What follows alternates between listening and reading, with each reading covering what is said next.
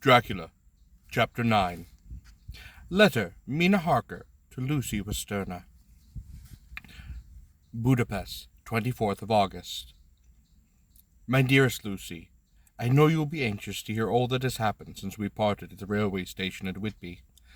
Well, my dear, I got to Hull all right, and caught the boat to Hamburg, and then the train on here. I feel that I can hardly recall anything of the journey, except that I knew I was coming to Jonathan, and that, as I should have to do some nursing, I had better get all the sleep I could. I found my dear one, oh so thin, and pale and weak-looking. All the resolution has gone out of his dear eyes, and that quiet dignity which I told you was in his face has vanished. He is only a wreck of himself, and he does not remember anything that has happened to him for a long time past. At least, he wants me to believe so, and I shall never ask. He has had a terrible shock, and I fear it might tax his poor brain if we were to try to recall it. Sister Agatha, who is a good creature and a born nurse, tells me that he raved at dreadful things while he was off his head. I wanted her to tell me what they were, but she would only cross herself, and say she would never tell, that the ravings of the sick were the secrets of God, and that if a nurse through her vocation should hear them, she should respect her trust. She is a sweet, good soul, and the next day, when she saw I was troubled, she opened up the subject again, and after saying that she could never mention what my poor dear raved about, added, I can tell you this much, my dear, that it was not about anything which he has done wrong he himself, and you as his wife-to-be have no cause to be concerned. He has not forgotten you, or what he owes to you. His fear was of a great and terrible thing, which no mortal can treat of. I do believe the dear soul thought I might be jealous lest my poor dear should have fallen in love with any other girl. The idea of me being jealous about Jonathan! And yet, my dear, let me whisper, I felt a thrill of joy through me when I knew that there was no other woman was a cause of trouble. I am now sitting by his bedside, where I can see his face while he sleeps. Oh, he is waking. When he woke, he asked me for his coat, as he wanted to get something from the pocket. I asked Sister Agatha, and she brought all of his things. I saw that amongst them was his notebook, and was going to ask him to let me look at it, for I knew then that I might find some clue to his trouble. But I suppose he must have seen my wish in his eyes, for he sent me over to the window, saying he wanted to be quite alone for a moment. Then when he called me back, and when I came, he had his hand over the notebook, and he said to me very solemnly, Wilhelmina. I knew then that he was in a deadly earnest, for he has never called me by that name since he has asked to marry me. You know, dear, my ideas of the trust between husband and wife, that there should be no secret and no concealment. I have had a great shock, and when I try to think of what it is, I feel my head spin, and I do not know if it was all real or the dreaming of a madman. You know I have had brain fever, and that is to be mad. The secret is here. I do not want to know it. I want to take up my life here with our marriage. For, my dear, we had decided to be married as soon as the formalities were completed. Are you willing, Wilhelm, to share my ignorance? Here is the book. Take it, keep it. Read it if you will, but never, never let me know. Unless indeed some solemn duty should come upon me to go back to those bitter hours, asleep or awake, sane or mad, recorded here. He fell back exhausted, and I put the book under his pillow and kissed him. I have asked Sister Agatha to beg the Superior to let our wedding be this afternoon, and I am waiting her reply. She has come back and told me that the chaplain of the English mission has been sent for. We are to be married in an hour, or as soon after as Jonathan wakes. Lucy, the time has come again, and I feel very solemn, but very, very happy. Jonathan woke a little after the hour, and all was ready, and he sat up in bed, propped up with the pillows.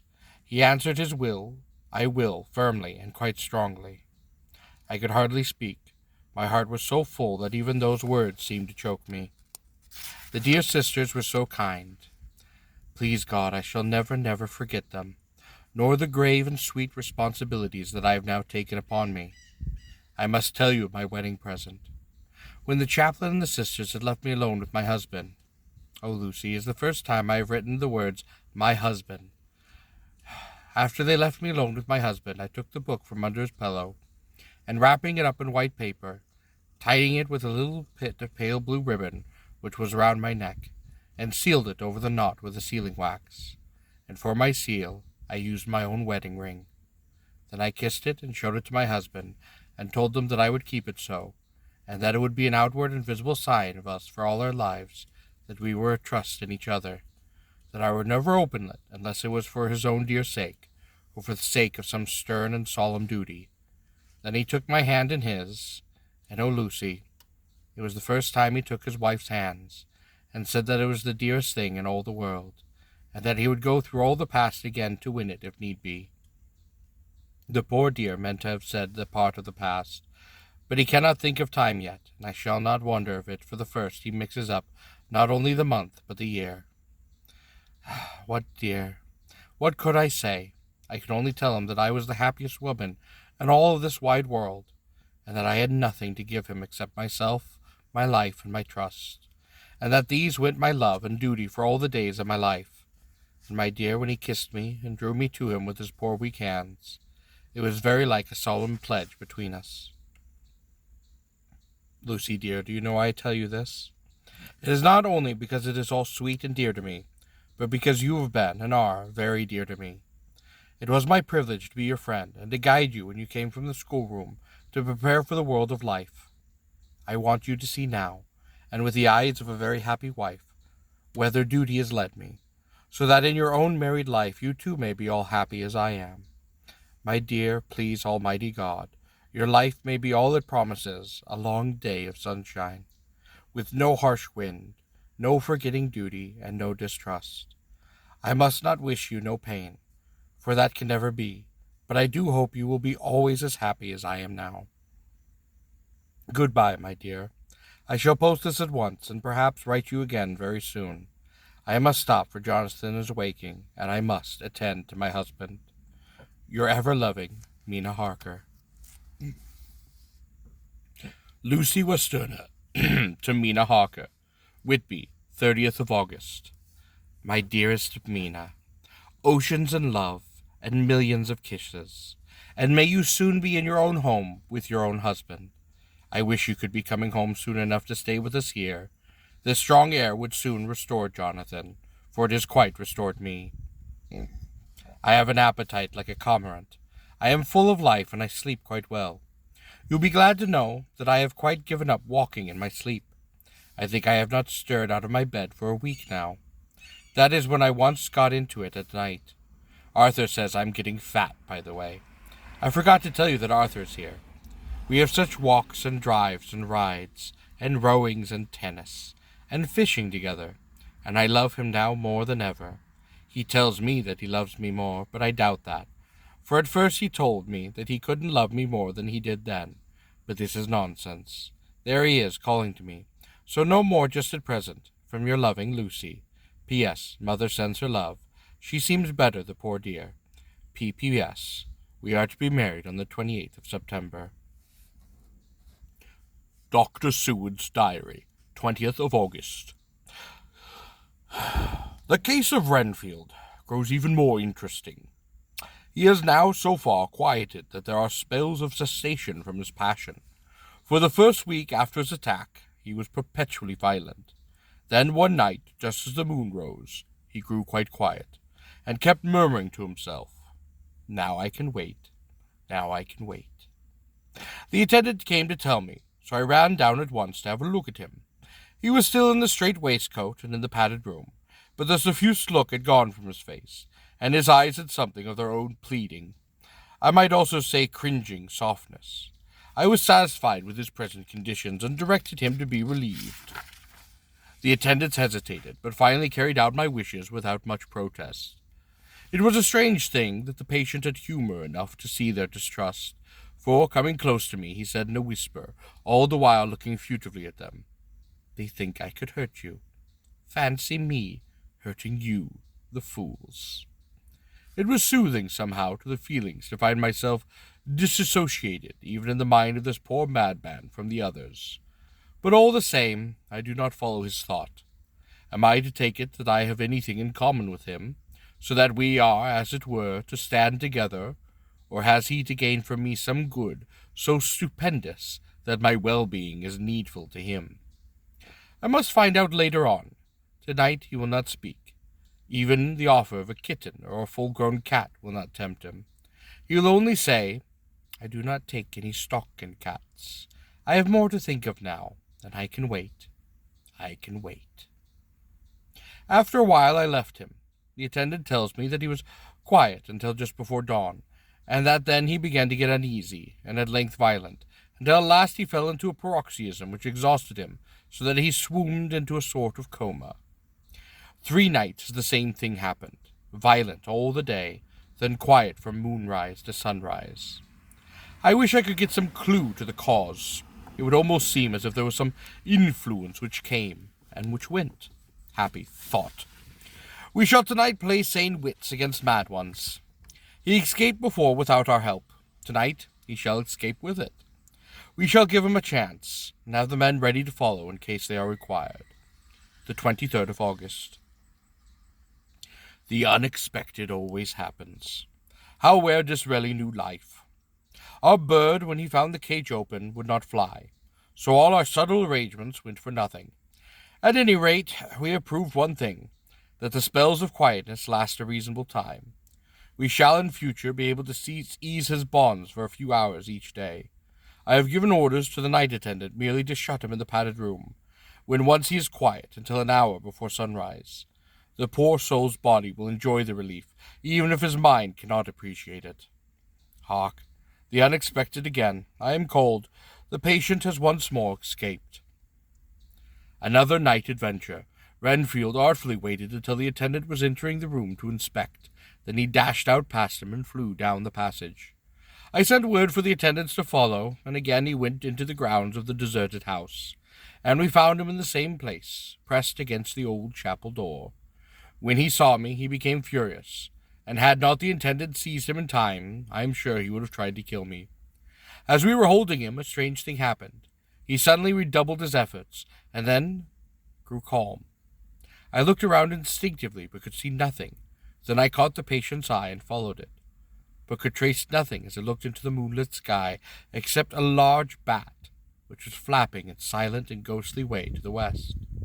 Bats usually wheel and flit about, but this one seemed to go straight, as if it knew where it was bound for, or had some intention of its own.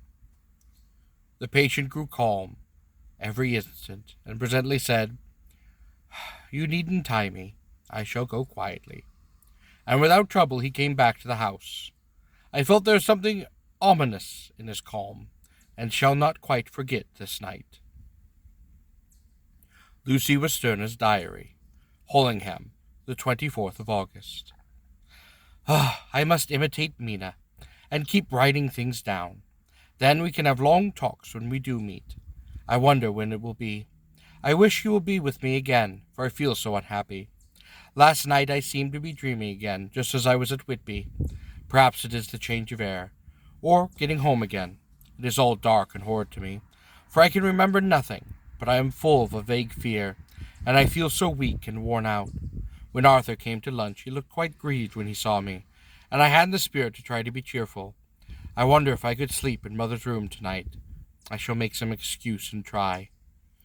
25th of August. Another bad night. Mother did not seem to take to my proposal. She seems not too well herself, and doubtless she fears to worry me.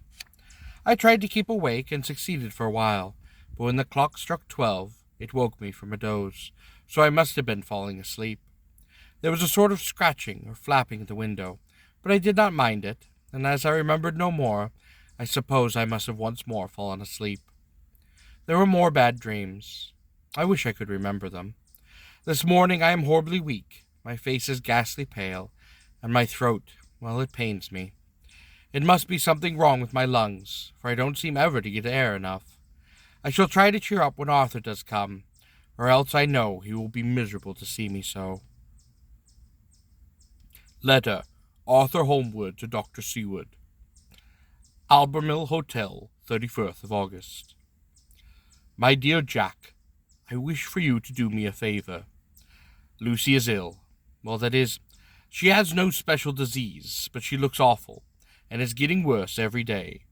I have asked her if there is any cause, and I do not dare ask her mother, for to disturb the poor lady's mind about her daughter in her present state of health would be most fatal. Miss Westerner has confided to me that her doom is spoken, a disease of the heart, though poor Lucy does not know it yet. I am sure that there is something preying on my dear girl's mind, and I am most distracted when I think of her. To look at her gives me a pang. I told her I should ask you to see her, and though she demurred at first, and I know why, old fellow, she finally consented. It will be a painful task for you, I know, old friend, but it is for her sake, not mine, and I must not hesitate to ask, or for you to act. You are to come at lunch at Hillingtonham tomorrow, 2 o'clock, so as not to rouse any suspicion in Miss Westerner, and after lunch Lucy will take an opportunity of being alone with you. I shall come in for tea, and you and I can go away together. I am quite filled with anxiety, and I want to consult with you alone as soon as I can after you have seen her. Please do not fail. Arthur. Telegram. Arthur Holmwood to Dr. Seward. 1st of September. I am summoned to see my father. He is much worse. I am writing. Write me full by tonight's post or ring. Wire me even if necessary. Letter from Dr. Seward to Arthur Holmwood, 2nd of September. My dear old fellow, with regard to Miss Westerner's health, I hasten to let you know at once, in my opinion, there is not any functional disturbance or any malady that I know of. At the same time, I am not by any means satisfied with her appearance. She is woefully different from what she was when I last saw her. Of course, you must bear in mind that I did not have a full opportunity of examination, such as I should truly wish. Our very friendship makes a little difficult for which not even medical science or custom can bridge over. I had better tell you exactly what had happened, leaving you to draw in a measure your own conclusions. I shall then say what I have done and propose doing. I found Miss Sterner in seemingly gay spirits. Her mother was present, and in a few seconds I made up my mind that she was trying all she knew to mislead her mother and prevent her from being anxious. I have no doubt that she truly guesses, if she does not know, what need of caution there is. We lunched alone, and as we all exerted ourselves to be cheerful, we got as some kind of reward for our labors, some real cheerfulness amongst us. Then Miss Westerner went to lie down, and Lucy was left with me. We went into her boudoir, and until we got there her gaiety remained, for the servants were coming and were going. And as soon as the door was closed, however, the mask fell from her face. She sank down in a chair with a great sigh, and hid her eyes with her hand. When I saw that her high spirits had failed, I once took advantage of her reaction to make a diagnosis, and she said to me very sweetly, "I cannot tell you how I loathe talking about myself." I reminded her that a doctor's confidence was sacred, but that you were grievously anxious about her. She got on to my meaning at once, and settled that matter in a word. Oh, tell Arthur everything you choose. I do not care for myself, but all for him. So I am quite free.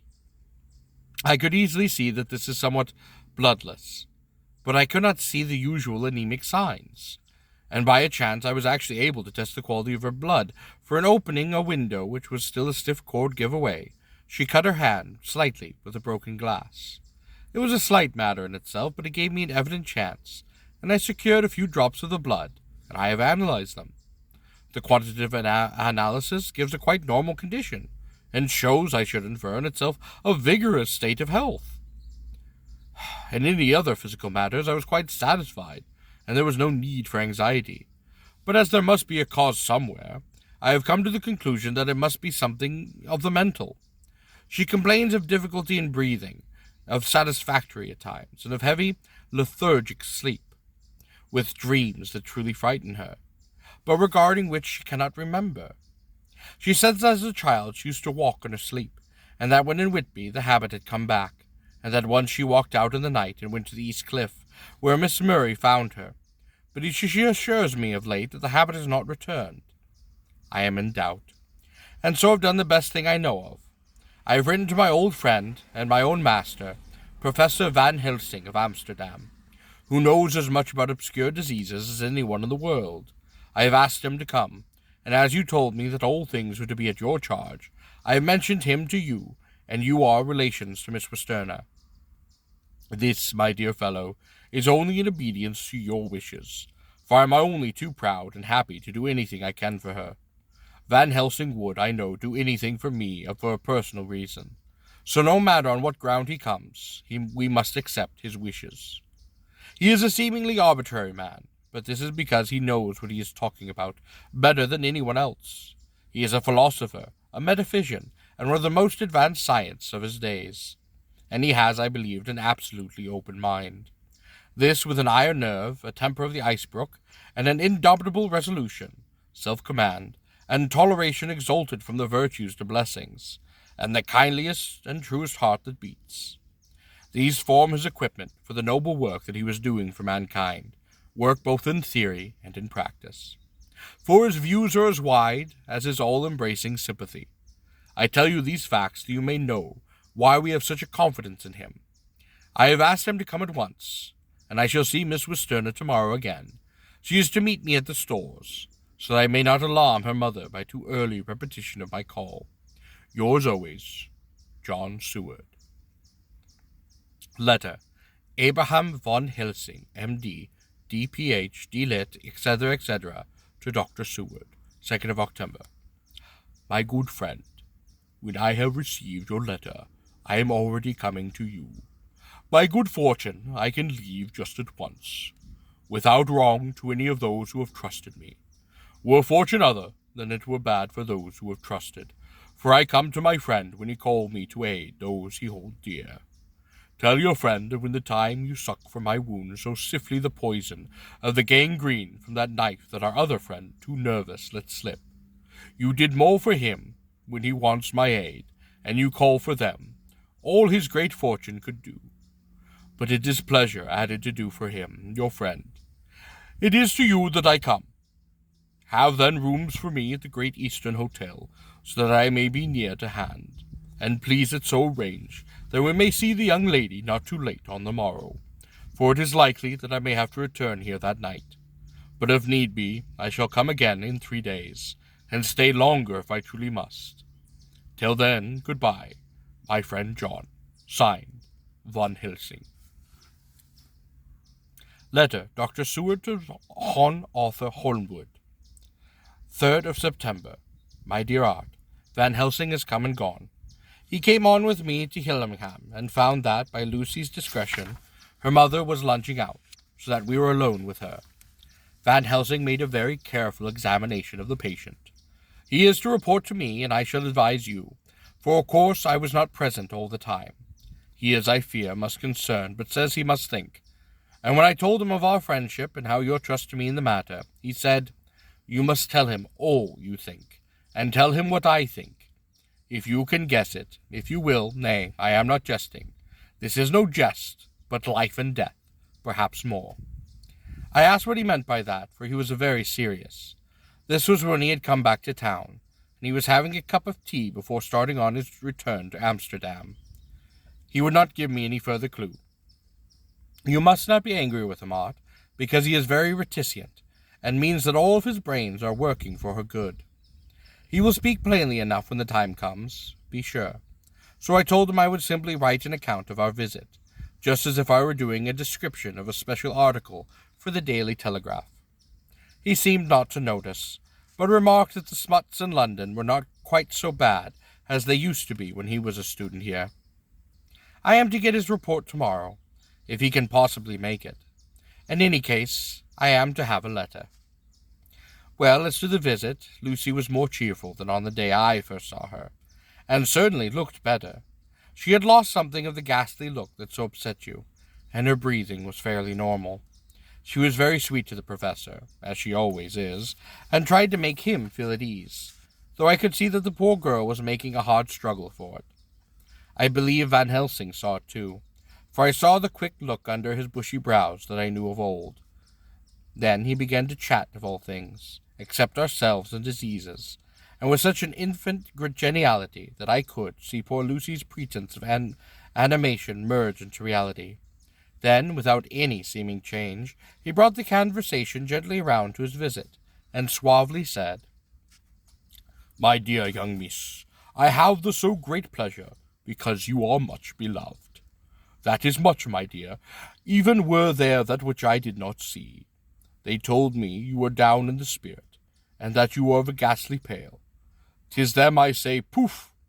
And he snapped his fingers at me and went on, "But you and I shall show them how wrong they are. How can he," and he pointed at me with the same look and gesture as that with he once pointed me out as his class on, or rather after, a particular occasion which he never fails to remind me of, "know anything of young ladies? He has his madmen to play with, and to bring them back to happiness, and to those that love them. It is much to do. And oh, but there are rewards, and that we can bestow such happiness. But the young ladies, he has no wife nor daughter, and the young do not tell themselves to the young, but to the old, like me, who have known so many sorrows and the causes of them. So, my dear, we will send him away to smoke his cigarette in the garden, while you and I have a little talk all to ourselves." I took the hint, and I strolled about, and presently the professor came to the window and called me in. He looked grave, but said, "I have made careful examination, but there is no functional cause. With you I agree that there has been much blood loss. It is been, but is not. But the conditions of her are in no way anemic. I have asked her to send me her maid, that I may ask 1 or 2 questions, that so I may not chance to miss anything. I know well what she will say, and yet there's cause. This is always cause for everything. I must go back home to Amsterdam and think. You must send to me the telegram every day, and if there be cause I shall come again directly. The disease, for not to be all well, it is a disease, interests me. And the sweet young dear, well, she interests me too. She charms me, and for her, if not for you, or the disease, I will come." As I tell you, he would not say a word more, even when we were alone, and so now, Art, you know all that I know. I shall keep stern watch. I trust your poor father is rallying, for it must be a terrible thing to you, my dear fellow, to be placed in such a position between 2 people who are both quite so dear to you. I know your idea of duty to your father, and you are right to stick to it, but if need be, I shall send you word to come at once to Lucy, so do not be over-anxious, unless you hear from me. Dr. Seward's Diary, 4th of September. Zoophagous patient still keeps up our interest in him. He had only one outburst, and that was yesterday at an unusual time. Just before the stroke of noon he began to grow restless.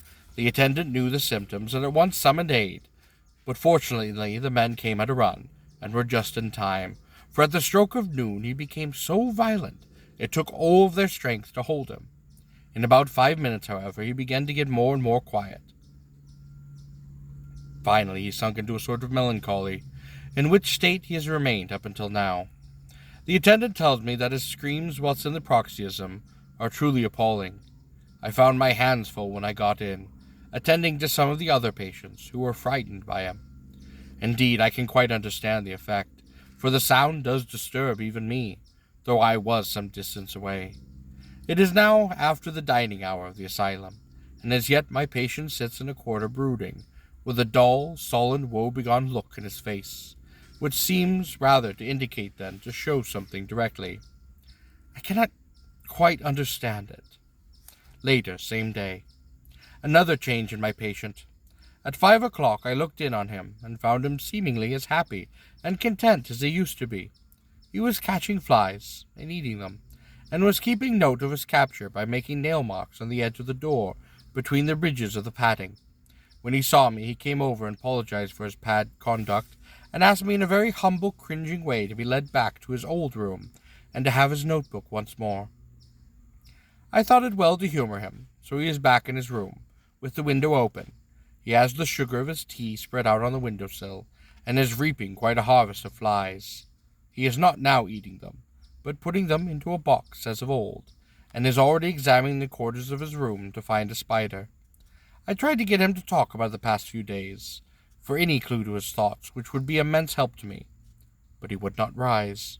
For a moment or two he looked very sad, and said with a sort of far-away voice, as though saying it rather to himself than to me, "Oh, it is all over, all over. He has deserted me. No hope for me now unless I do it for myself." Then suddenly turning to me in a resolute way, he said, "Doctor, won't you be very good to me and let me have a little more sugar? I think it would be good for me." "And the flies?" I said. "Oh, yes, the flies do like it too. And I like the flies. Therefore I like it. And there are people who know so little as to think that madmen do not argue." I procured him a double supply, and left him as happy as a man, as, I suppose, any in the world. I wish I could fathom the depths of his mind. Midnight. Another change in him. I had been to see Miss Westernia, whom I found much better, and had just returned, and was standing at our own gate looking at the sunset, when once more I heard him yelling. As his room was on the side of the house, I could hear it better than in the morning. It was a shock to me to turn from the wonderful smoky beauty of a sunset over London, with its lurid lights and inky shadows, and all these marvellous tints that come on the foul clouds, even as on foul water, and to realize all the grim sternness of my own cold stone building, with its wealth of breathing misery, and my own desolate heart to endure it all. I reached him just as the sun was going down, and from his window saw the red disk sink. As it sunk, he became less and less frenzied, and just as it dipped, he slid from the hands that held him, an inert mass upon the floor. It is wonderful, however, what intellectual recuperative power lunatics have, for within a few minutes he stood up quite calmly, and looked around him. I signalled to the attendants not to hold him, for I was anxious to see what he would do. He went straight over to the window and brushed out the crumbs of sugar. Then he took his fly-box and emptied it outside. Then he threw away the box. Then he shut the window, and crossing over he sat down upon his bed. All this surprised me, so I asked him, "Are you not going to keep flies any more?" "No," said he. "I'm quite sick of all that rubbish." He certainly is a wonderfully interesting study.